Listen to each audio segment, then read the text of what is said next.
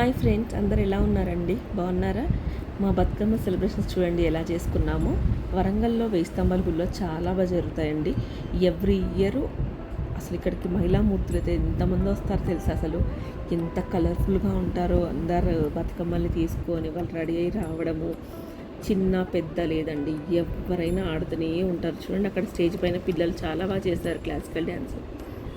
వాళ్ళు వేసుకొని దాండియా స్టెప్స్ వేశారు. పోలీస్ అక్కలైతే అసలు చెప్పనే లేమండి, మేము కూడా తీసుకోమని చెప్పేసి వాళ్ళు కూడా డ్యాన్స్ చేశారు.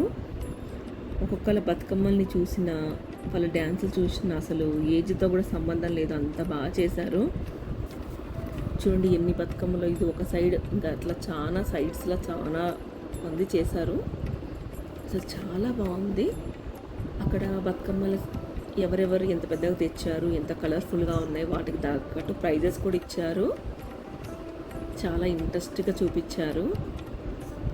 చిన్న పిల్లలు కూడా చాలా బాగా చేశారు డ్యాన్సులు. కానీ చిన్న చిన్న పిల్లలు కూడా బతుకమ్మని తల మీద పెట్టుకొని తీసుకొస్తూ ఉంటే అబ్బా, అమ్మవారే అలా నడిచొస్తున్నట్టుగానే ఉంది. తెలంగాణలో అందరూ ఆడవాళ్ళు కలిసి చేసుకునే పండగ అండి ఇది. చాలా బాగా అనిపించింది. గౌరమ్మ అలాగే అందరూ పసుపు కుంకుమ పంచుకోవడము, ప్రసాదాలు పెట్టుకోవడము లాస్ట్లో, అసలు హ్యాపీనెస్సే వేరండి. చాలా బాగుండే హ్యాపీనెస్. మీ ఊర్లో కూడా ఇలాగే చేశారా అండి? మీరు ఎలా చేసుకున్నారు ఏంటి నాకైతే కామెంట్ చేయండి. ఒకసారి ఎప్పుడైనా రండి, 1000 పిల్ల టెంపుల్లో చూడండి ఎంత బాగా జరుగుతాయో.